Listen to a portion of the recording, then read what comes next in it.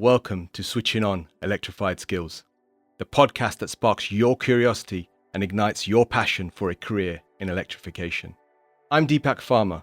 Join me on this electrifying adventure where I connect you with industry leaders, visionary education providers, and pioneers driving the electric revolution. Discover the world of skills, jobs, and community, gaining actionable insights, inspiring stories, and the latest developments.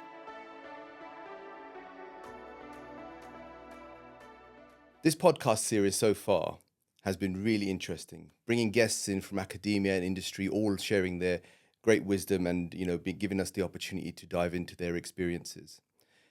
But we have to come back to some of the most important things of why we set out to do this. And it was to make sure that we had in place a national provision to be able to support the UK economy in growing its skills provision. As part of that, this success, although we have a team in place and all the work that they put in is really important, we are supported greatly by two very important groups of people. And today I'm very excited to bring together two of the chairs of those boards, one from the steering board and our industry advisory board. So welcome, Paul Noon, Deputy Vice Chancellor of Coventry University, and James Widmer, CEO of Advanced Electric Machines. Both of you have been critical, right? Sitting in the shadows up until now. But I wanted today to be about bringing yourselves here to give you the opportunity to also talk about some of the things that are important to you and where this journey started from and all the influence that we've been able to, all the success that we've been put together and some of the areas in which we see this going forward. So I'll start with yourself, Paul, right? With a little bit about your background and how you came about or being coerced into being the chair of my steering board. Oh, thank you, Deepak, and it's lovely to be here. We're obviously really proud of the ERS Hub in the university. So yes, I joined the university about 9 years ago after having a career in the diplomatic service. So this is all relatively new to me, and it's great to be part of a team that can do things that are really different. And you asked me to be part of this and to chair this steering committee. And it's really about making sure that the project moves forward. It achieves what we want it to achieve. It does it in the way that we want it to do it. And it's been a real pleasure to be part of it. So it's nice to be here. This feels like we've made so much progress. There's more to come, and it's nice to be able to sort of celebrate that a little bit and just talk about the ERS Hub. Thank you. And James, obviously we've had so many years, but even beyond actually forming the advisory board, there's been a lot of history there. Even in the forming of, or we say naming of the Driving the Electric Revolution, there's a lot of history there. But a little bit back about your background and how that came about and how you've ended up being the chair of our advisory board. Yeah, thanks, Deepak, as well. It's great to come and have a chat about this and really just to talk about why the ERS Hub is so important, because it's been quite a long-standing ambition for me actually to get to this stage. Sort of going back further than that, my background was originally in the aerospace industry, but I'm an electrical engineer, so driving the electric revolution, very much core to what I wanted to do all the way through my life. Spent 10 years in the aerospace industry. Decided to have a change. Went back to university. Worked at Newcastle University for about another decade, developing a lot of really interesting technology, and then span that out into a company, Advanced Electric Machines, in 2017. But as you say, my involvement in the ERS Hub has gone right back to the original group of people who sat together and thought, we need to do something about skills and about helping businesses to scale around power electronics, machines and drives. And I was fortunate enough to be given the opportunity to go and present that to the government way back when it was first, the Driving Electric Revolution money was first awarded. And so it's really, really exciting for me personally now to be at the stage where you guys are, we sit and we advise, don't we, Paul, at the end of the day, but you guys are actually delivering this and making it a reality.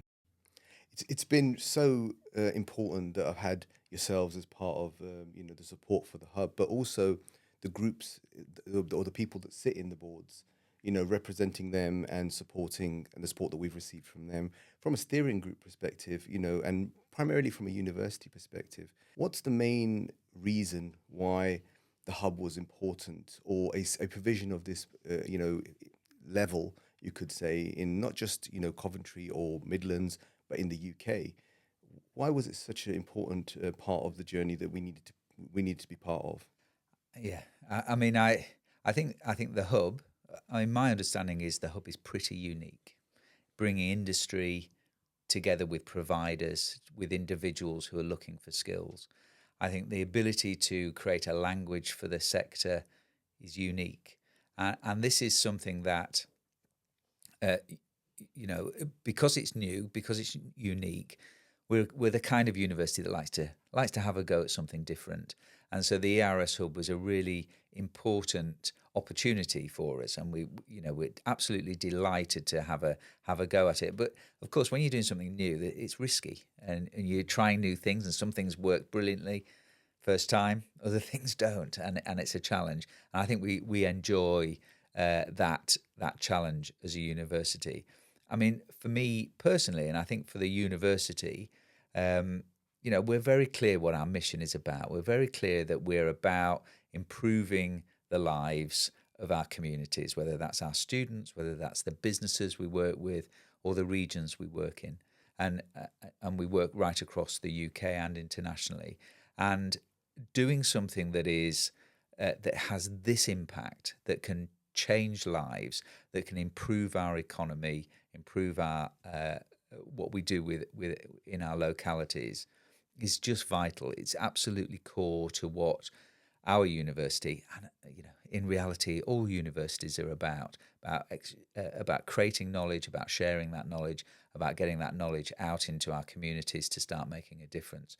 And the ERS Hub is an incredibly interesting and unique vehicle to do just that. So that's why we were excited by it, and it's wonderful that it has delivered what I hoped for at the beginning, and much more, and there's more to come. So it continues to deliver. So yeah, it's a very good fit for a university to be involved in. And I think that there's a point in time which I want to just go, or sort of a highlight, and that is the emergence of DER itself, right? The Driving the Electric Revolution, funding, program, government initiative, all that stuff. What was the need in the economy at the time that obviously drove the investment from government? And this is way before the ERS Hub came into place, but there was a whole initiative there. What was that journey, and why was the need there? Yeah, so it's a. I mean that's fundamental to. I think the whole reason we're all collectively here today.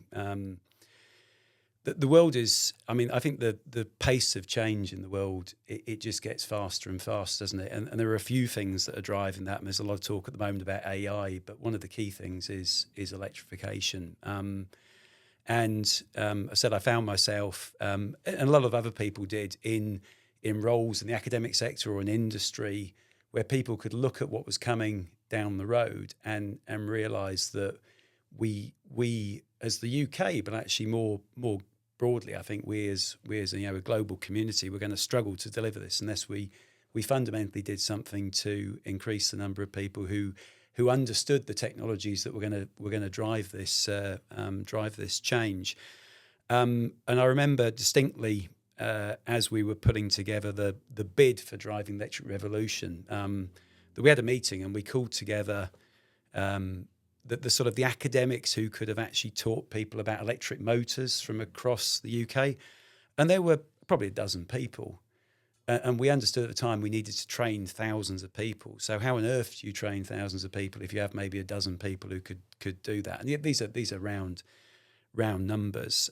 So we were pretty passionate about needing to make that change. And then one of the reasons for getting Coventry involved in doing this is I think you guys look at things a little bit differently and take a different approach. And you'd been looking at solving the problem with skills around software, and getting some of the people involved who had thought about how to do that and how to make use of the internet to join communities of industry and the people who want jobs and the people who could train, all of that, which was great. But the thing which really struck me first was James Shuttleworth, who was, I think was one of your first guests on this podcast, actually, Deepak. But he did a bit of work for us, did he not? Where he put out some bot on the, bot's probably not the right word, but I'm not an internet technical person, but some bot on the internet to go and count, how many job vacancies were there on that particular day, 3 or 4 years ago, in the PMD space, and how many people we're training each year. And the answer was 7,000 jobs on that day and 400 people per year being trained. And I think, that's why I get excited about the ERS Hub, because you can't solve that sort of problem in the way we've solved these skills problems in the past. You have to do something differently. And I think that's what is at the core of what we've been trying to do with the hub, and why I'm really excited to be as part of the industry advisory board for that as well. Yeah, I think that's an important thing to highlight, because we did at the time, use a bot and try to scrape it. But if you remember, some of the things that we encountered in the early parts was some of the things around the identification of a framework, right? Of, what was the skills provisions, what the knowledge areas were, where does this come from? We didn't see, even though we tried to find it, and we were under the impression that probably the assumption is that something out there exists. We really couldn't find something. And based on that, if you can't find a framework, then it's very even harder to identify what jobs there are in that area, or what do you type in the internet, even the wording, the language. And as part of that, as a university, we obviously had access to a network of universities from the Institute of Coding and the collaborations. And as Paul, you said about collaboration, and the willingness to sort of work together to achieve a goal. And one of the biggest goals that were achieved through this project is the deliverance of a framework, or a body of knowledge, as we refer to it, identifying nearly 72 knowledge areas. But to make that happen, we needed to have an academic backing plus an industry backing. It had to be a multifaceted approach, and it had to be very senior people, experts that had backed that body of knowledge. What was significance in your viewpoint, Paul, to that, that body of knowledge and that language delivery? So it's interesting, because I think there are two sides to this particular coin. There is the, as James said, there is that demand-led side, where we know that there's this new technology out there. We know that there is demand, but we know there are people not learning or not understanding the sector, and that's going to hold us back. And I sort of see that as a sort of defensive position. If we don't do something, something's going to be quite bad. And so creating the body of knowledge, creating a taxonomy for the whole sector, and getting groups of academics to discuss and agree it, that's quite a challenge in itself. Making all of that work, I think, sort of releases the sector, so you can have conversations where you're not discussing, what a safety manager means. We have an understanding of what this person means, and we have an understanding of what the technology is and how the technology works together. So I think it's a really important underpinning side, particularly on that defensive side. But I think there's another area that we need to sort of think about. It's not just about, if we don't do something bad will happen. I honestly believe that the future of our economy is going to be driven by the knowledge in the brains of our people. And we've got to release that, and we've got to give them the tools to be able to do that, to create new technologies, to innovate, to drive things forward. That's what's going to pay my pension. That's what's important. And I think, and certainly since I've worked at the university, I spend a lot of time around young people and working with young people, and they're inspiring, and the kind of things that they're doing are things that I had no idea about when I was their age. And we need to release that. We need to give them the tools, and we need to release that capability because then we do have a future that's going to be really exciting. So I think there is a defensive position, but the effort that's gone in and the way that the ERS Hub has approached this, I think is enabling, and that's the key, that we need to enable people, industry and people to innovate, to collaborate, and to drive the sector forward and our economy forward and create new things. And I think I completely agree with everything Paul's just said, and I would add to it that I think the thing we should remember about driving electric revolution is just how strong the UK is in terms of this technology. I mean, we have significant academic leadership in this space. We've got some absolutely amazing companies operating in this space. I think what we're trying to achieve with the body of knowledge you've talked about, with everything we're trying to do, is to see how you can sort of integrate all of that and bring it together. Because I think at the moment you've got centres of or islands of excellence. Let's go and say that. And I see what we're trying to do here in terms of skills is to bring those all together and consolidate all of that expertise into one place. So, we talked about bringing the training providers together and the 12 academics I talked about earlier. All of the components we need to deliver these skills exist separately in the UK. The opportunity, I think, is to use the technologies that we're now developing, use this fantastic Institute of Coding approach to bringing the different stakeholders together to then actually make that accessible in one place so that people can benefit and mix and match the best of what's out there, and therefore accelerate the development of all of these skills. And that's what's really exciting about it to me.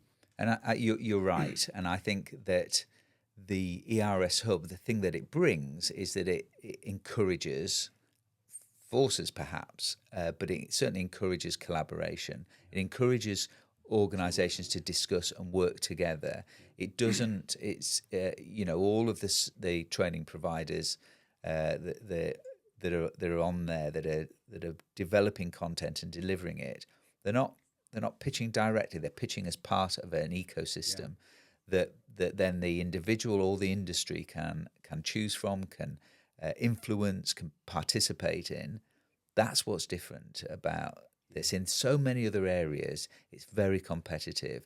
There is no link between higher education, further education, and the ERS Hub creates that and makes that work. I think that's what's special about it.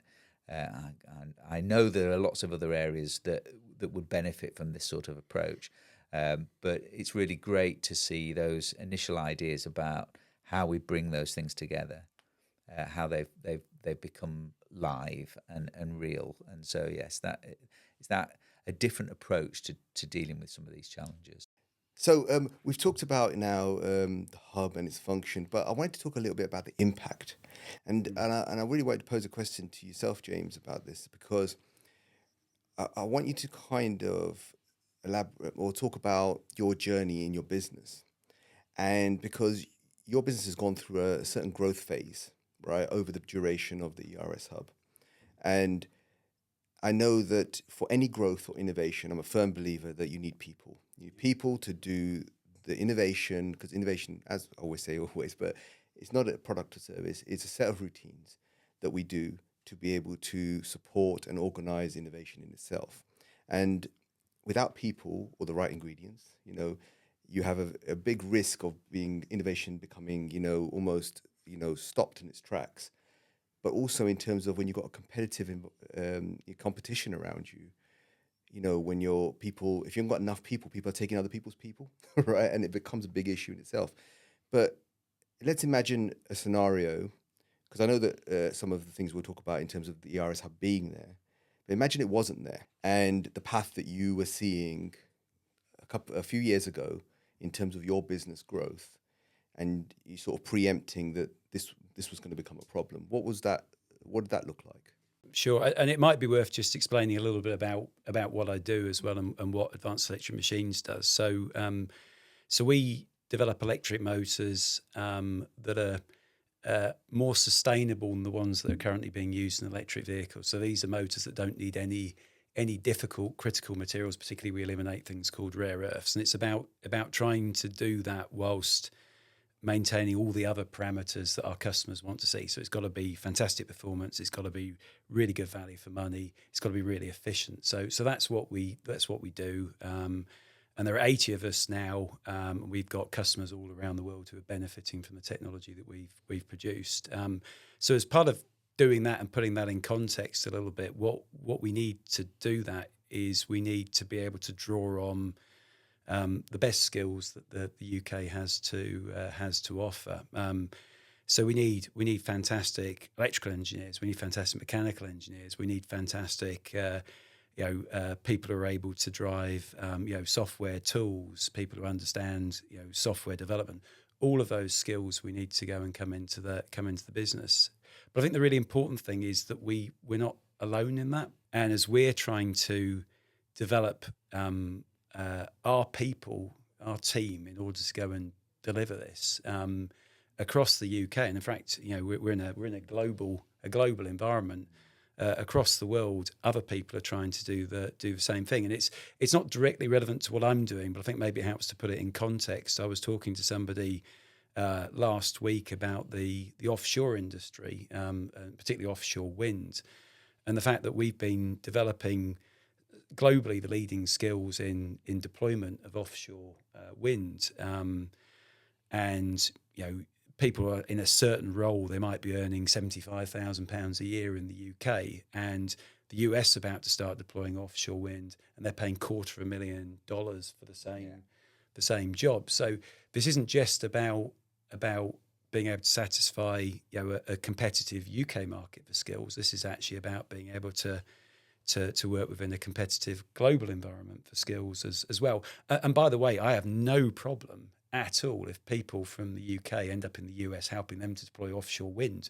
I mean, to me, in terms of what we're trying to achieve in terms of net zero, that's a fantastic opportunity. So, so I think where that brings me, and where I was when we first started talking about this, even actually before establishing my business, was we just need a really good, steady supply of people with skills. And you talked about young people earlier, Paul. I mean, the one thing I'd go and say is this isn't actually just about young people. Absolutely. This is also about taking people who've been developing internal combustion engines for their lives in the car industry and helping them to reskill and be able to go and to work in my business. And that's what we do. We kind of recognise today that you can't actually get on the market the perfect final product in terms of the people you want. So what we're trying to do is bring in the right mix of people, and then we're working to train them. And actually what the ERS Hub has allowed us to do is to start to actually work with all sorts of providers to start to develop some of that training and bring that training together so that we can take somebody who's a mechanical engineer, worked on engines, and we can go and reskill them so they really understand actually what it is we're trying to do in terms of electric motors and some of the other things we do as well. That was the vision. I think the challenge now for the ERS Hub is we've got to accelerate this. I said 3 years ago it was 400 people being trained and 7,000 vacancies, and I don't know if people get it, but that is the beginning of the growth journey for this sector. It is going to accelerate from here, and so that 7,000 is going to become a much bigger number in the future, and that's the real driver for me from an advanced electric machines perspective, but actually from a UK perspective, but actually even more than that. These are skills that are needed globally as well, and why shouldn't we help the whole world become a more sustainable place? That's a real good thing from my perspective. Your point about the upskilling and reskilling is well made and absolutely right. And I think we saw with the sort of conversion, the AI conversion courses that we did, that it's not just about giving people new skills. It's about sort of releasing the skills that they currently have onto a new area as well. So, people who've been working in internal combustion engines have a certain understanding about how vehicles operate, about how, I'm no expert, but how it all works. And you don't want to create a sector that doesn't have any of that history or understanding or development. And so, not only is it about upskilling, it's about bringing those skills into a new sector. And that's really valuable because they bring a different perspective, a different point of view, and that allows you to innovate. And, as you know, that diversity of thought is really valuable when you're innovating. You've got to have somebody challenging and saying, that's a load of rubbish. We could do it differently, and that sort of thing. And that's how you create better products and services and ways of doing things. So yeah, I think it's really important. We are supporting a whole bunch of people, whether they're experienced or whether they're not, to help this sector really drive forward. Yeah. And, from a university or an education perspective, the last 10 years, we've seen huge changes, but there still needs to be more changes, right? And the reason that I find Coventry particularly and a few other partners, that are embracing this is that the way that the learner learns has changed, or the expectations have changed. And we have a responsibility not to sort of fit people into a box, but to say, how do you want to learn, and making sure that we bring forth opportunities for tailored pathways. And, because we can display a course on the hub, but it's still the universities themselves or the colleges or the schools or the non-traditional training providers who have to make the provision accessible in the various different lives of different people who have all sorts of things going on. How have you seen that change, and how do you see that changing going forward? It's a great point, Deepak, and we have to really understand what people need and what people want. And we have to deliver it in that way. But there's so many different ways of learning now. I mean, you can learn a lot by spending a few hours on YouTube. No doubt about that. There are lots of ways to take in learning. I think your point about not putting people in boxes is a good one, and it's not just about their learning style and how they learn. It's about their whole view on the world, and people have different sets of values now. Things are more important to them. Things like net zero are really important to a younger generation. The way that people work, the collaborative way, the way of sharing support. I was having a meeting this morning about, and a quite senior manager was telling me about her team, which is quite young, and they're really cooperative and supportive of each other, and she really enjoys this new thing that they've brought. And I guess that's my sort of final point, is that I think we also need to help employers to understand how to get the most out of, how to nurture this talent that's coming through, and how to get the most out of it. And I don't think we're very good at that. I don't think we're very good at that particular piece of saying, we've got some young people coming through here, or some new people, not necessarily young, who have enormous amount to offer, and this is how you unlock that. This is how you find out how to get the most out of it, because we are all very, very different. And one of my jobs a few years ago was about supporting industry, and you still got people whenever you had a skills issue. People say, they come and they didn't even wear a tie, and they don't want to fit in with what we've been doing for the last 400 years as a business. And say, well, you might need to be a bit more flexible and change and understand how to get the most out of those people, but they will deliver amazing things you can't even imagine if you can unlock that. And so we need to find ways for people to learn, but also people to deliver, and for workplaces to make the most out of that talent that is out there, and is using these new tools that we didn't have. AI wasn't around. It wasn't even, large language models weren't even around 2 years ago, never mind, 30 years ago. How do we unlock that power? It's exciting stuff. But we're all going to need to be flexible and not put people in boxes. Again, I agree with Paul. This is about offering.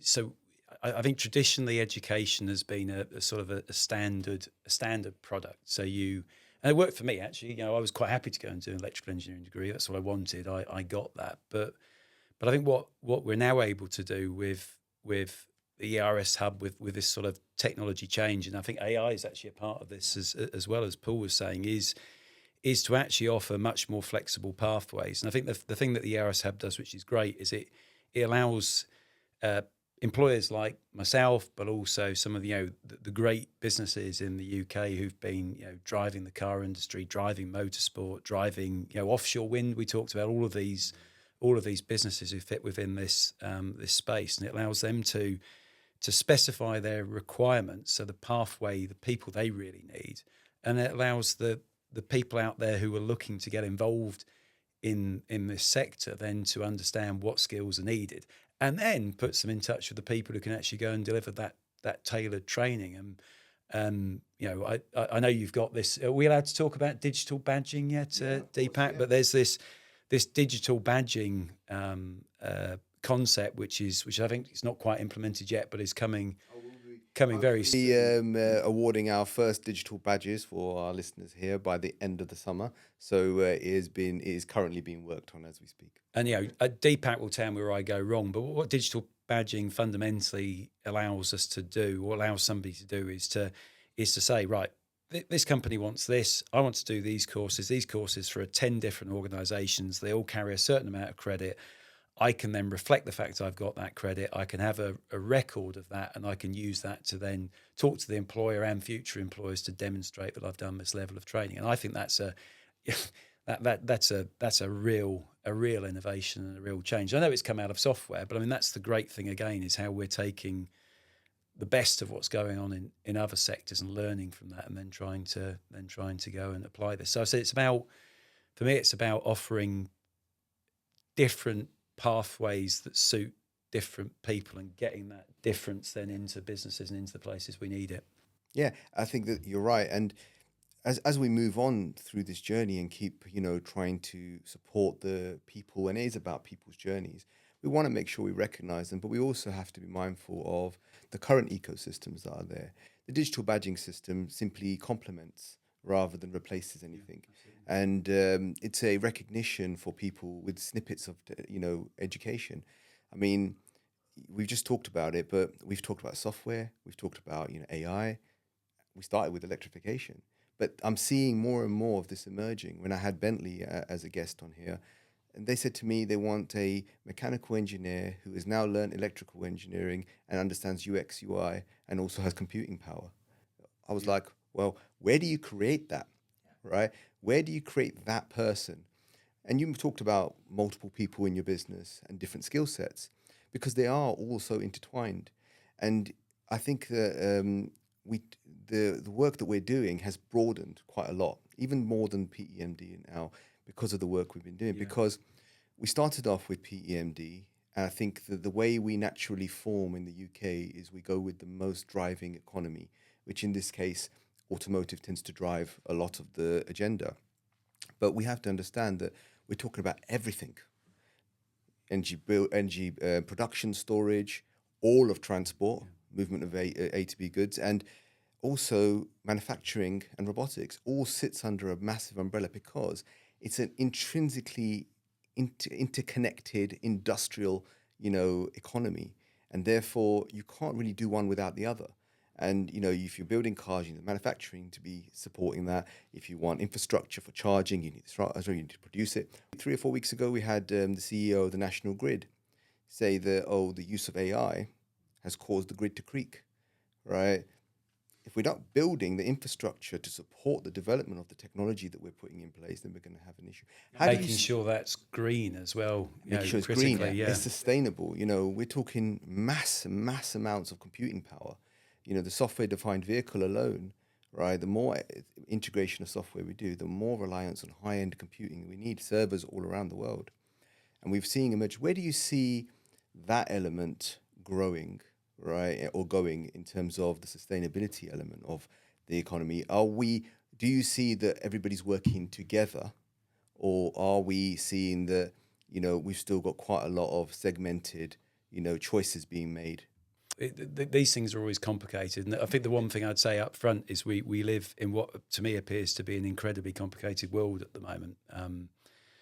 But I think if you and you can't back away from politics completely, but if we for the moment back away from politics, I think there's a very consistent view from the people who really understand what's going on in the environment about the direction of travel we need to go in. And I think most businesses who are forward looking are responding to that vision and are trying therefore to fit into that. And as a company who has had to raise significant amounts of money in order to go and to drive itself forward, you can see that in the financial institutions who've invested in us, for example, being a real key part of what they're doing now. So this isn't just even about the engineers. This is about the bulk, I think, of civil society, including the big financial institutions, everyone else sort of being behind this general direction of travel.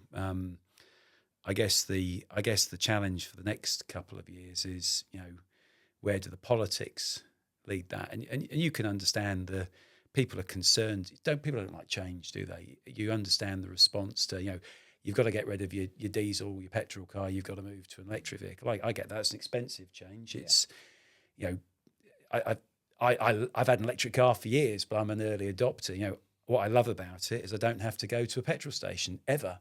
Those things will occur to people, I think, only when they start. It's a much better driving experience, but those things will only occur to people, I think, when they take that step. It's about helping everybody, I think, to understand that this isn't actually, it feels like an imposition sometimes, net zero on people. I think we actually have to start maybe to push it as more of an opportunity, because that's how I see it. Yeah. I see it's an opportunity to live in a better world, to not be worrying about the future of our children, to be able to live within the means of the planet. That's got to be a huge opportunity. It's an important point to bring out that a lot of sort of the agenda around net zero is seen more of an ethical side and a responsibility side. But putting my old engineering hat on, just looking at it from efficiency points of view, right, and looking at it from a business return of investment point of view, right, bear in mind that the core principles of lean manufacturing even came from waste elimination. And it was about, doing something in the most efficient way to make sure that you were reducing your costs down, but in effect also reducing the impact down, right? So therefore, I think that's an important part to bring out. I think that's exactly what I was going to go and finish with. You're absolutely right. I mean, it isn't sustainability does help us to save the planet, but actually it also makes everybody's lives genuinely better. And whether that's because your car's better than the old one you had, or whether that's because you can have a river which is full of clean water. This is about actually improving things. And if you look back at the beginning of the Industrial Revolution, you look what the world was like in the 19th century. Yeah. It was terrible. We've moved on. In terms of a lived experience for most people, it was terrible. We've moved on dramatically beyond that, and the reality is that these changes are going to move us on further than that. I said the challenge, it's part of the role for me of the ERS Hub as well, isn't just about connecting the people who already want to be part of this journey. It's about helping to sell the message to the people who don't yet know how exciting this journey is, that this journey is genuinely inspiring. It genuinely is going to make a huge difference, and it will move us on as far over the next 100 years as we've moved in the last 100 years. And I think that's the opportunity here. Yeah, absolutely. Yeah. And you mentioned politics, and I think that we all are quite aware that, there's been some significant changes, not just in the UK, in the entire world for some reason at the same time nearly. We've had a huge change in government. We, in the Midlands, have a change in mayor. Paul, I know you're quite close to that element. What do you see as being the impacts or the support, you could say, going forward for the net zero, for organisations, that are working within that space to decarbonise, but also in terms of the role of the hub in that future where we now have a new government? We've had talks about targets being changed, that sort of stuff? Yeah, I mean, we are very early into the new government. I was really pleased to see the mayors down with the Prime Minister and Deputy Prime Minister. I think it was yesterday their first big meeting.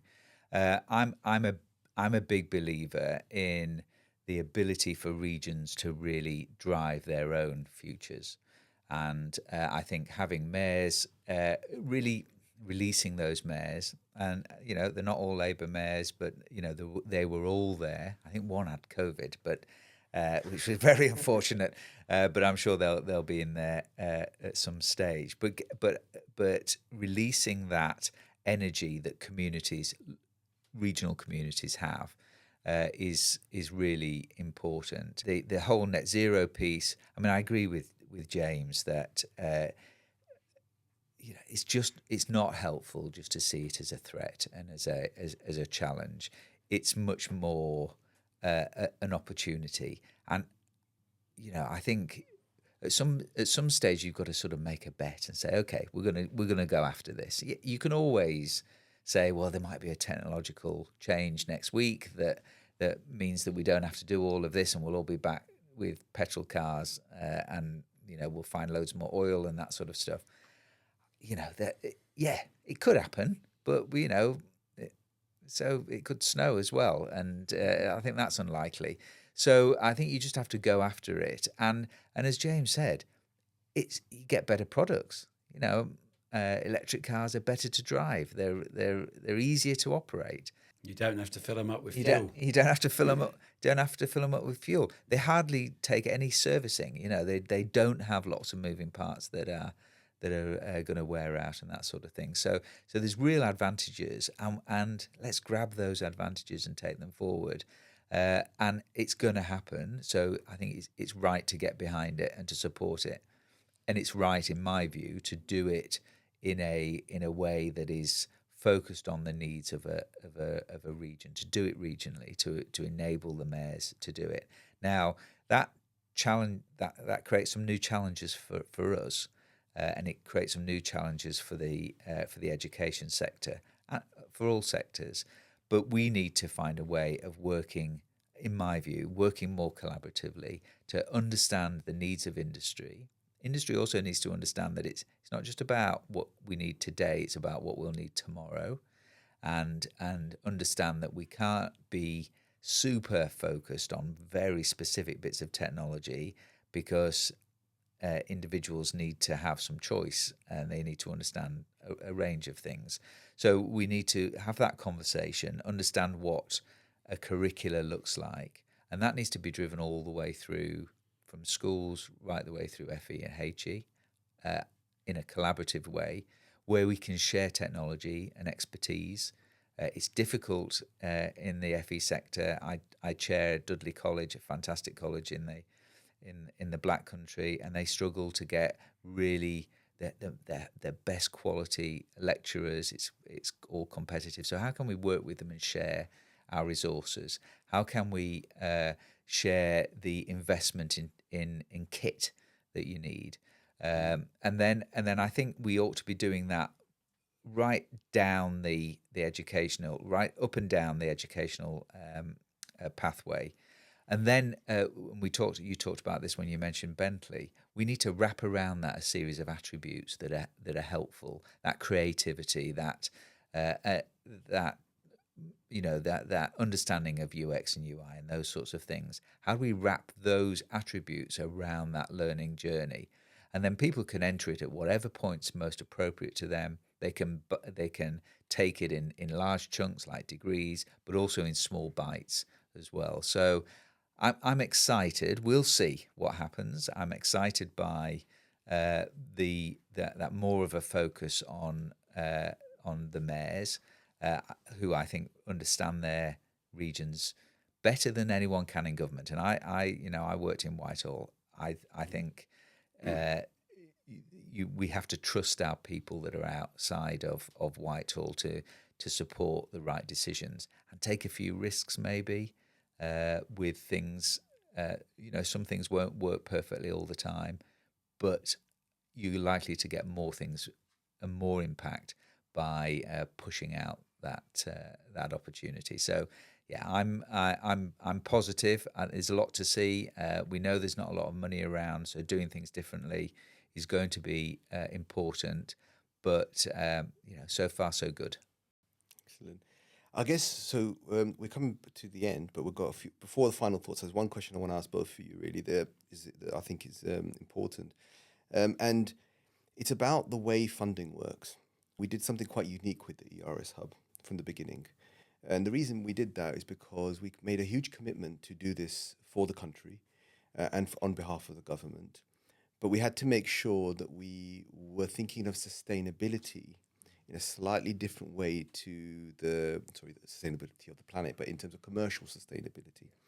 And you talked about we talked about this the other day, and you mentioned that that in itself should be seen as a way for future funding to incorporate its own sustainability rather than a constant need for a continuation of projects by getting more funding, because funding is not always guaranteed, right? It's something we apply for, it's something that you can get, but it comes from government.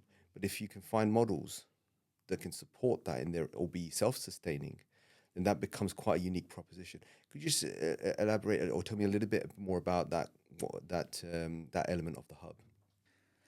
I mean, it's really interesting because it is a unique part to this model. Now, so I think government should only fund things where there's a market failure, where there isn't a commercial response to a problem.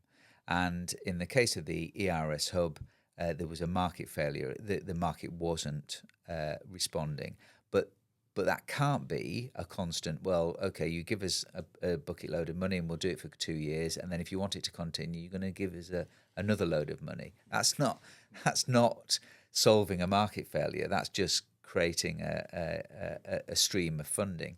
So I think having much more of a focus on what the market failure is, dealing with that, but then assuming that there will be a sustainable way forward is really important. And I think when we launched the ERS Hub, there was questions about this thing's going to be making some money at some point, and the funders saying, yeah, that's why we've chosen it, because it will be sustainable and it's not going to keep coming back for money.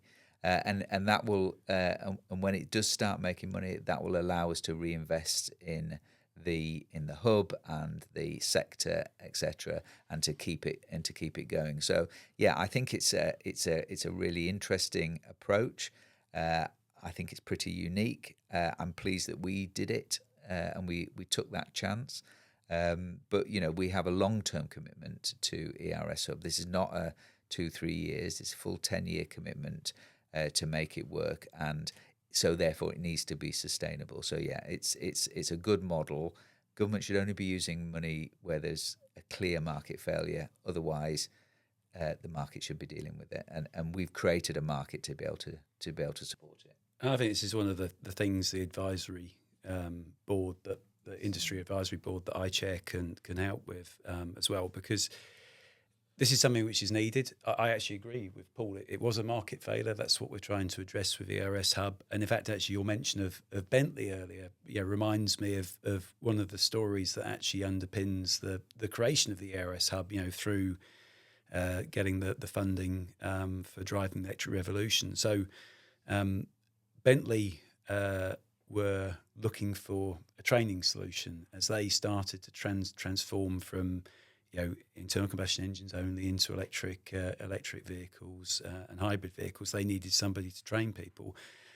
They searched and they searched and they searched, and they just couldn't find anybody who could deliver the training solution they want. They found some things that sort of worked in the end, but they kind of would rather have been able to mix and match different provisions. This was a guy called John Wigson, who's been there for lots of years, who was trying to make this work. And in fact, actually, the conversation you've had with Dan Swindles from Bentley, this solution is to some extent is tailored to meet the needs of a business like Bentley and many other businesses out there who need to do something. They need a number of people to go and do a job.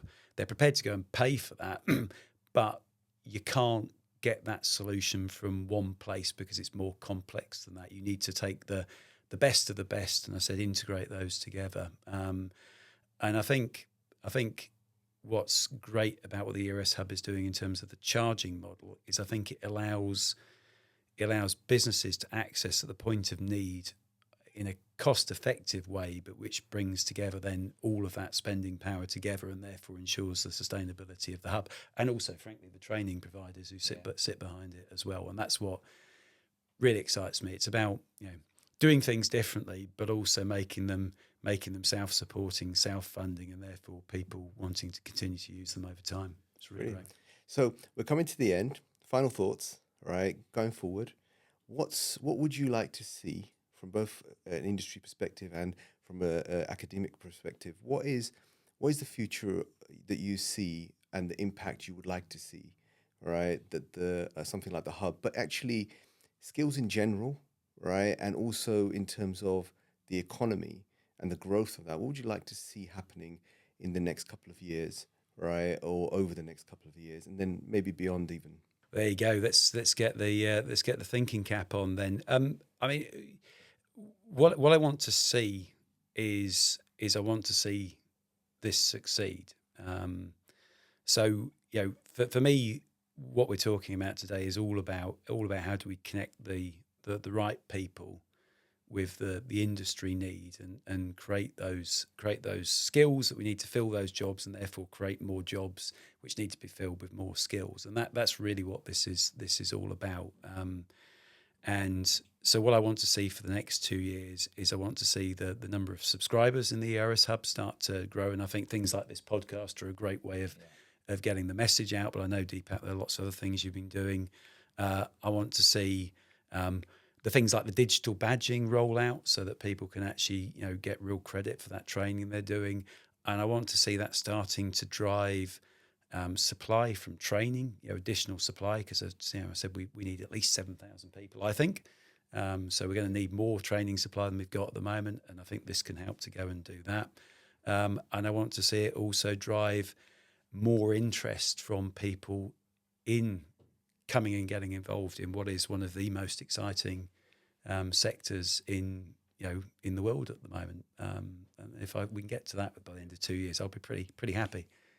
No big challenge there, Deepak. No big challenge, but one that I think we can possibly do. I mean, I want everything that James wants, and I would love. And I think there are other areas of whether it's more broader net zero, whether it's AI, whatever the latest technology is, and the move in the economy. And I'd like to see more ERS type hubs that are doing it. Or the ERS hub is looking to expand, broaden out into those areas because they're adjacent in many cases. So I think we've done the hard work. You've done the hard work. We've helped support, cheering from the background, but you've done the hard work to get us to this place. You've been through those things that work and don't work quite so well, which levers to push, etc. And I think that journey will continue. You'll continue to get most things right, and some things won't be, and we'll learn and we'll move on, and we'll press on those areas that are really effective. But I think this is a real economic advantage for the country. I think we can do it in other areas. And I'd be disappointed if we weren't having conversations. It doesn't have to be Coventry that does it, but it could be anybody. But I'd be really disappointed if this is the only one that ever happened, and we don't use what we've learnt, the success that we've had to support other parts of the economy as well. And I want to see this really firing, and this might be something that. In 5 years' time, people have forgotten, really. It becomes part of the furniture, forgotten where this started from. That's okay. We'll be moving on to something much more exciting, or, as exciting at that point. So, So I think we all want it to be successful, and delighted that it is. up to now, but it's got a long way to go, much more that it can achieve, and I'd like to see it broaden out as well, or other iterations of it. That would be exciting.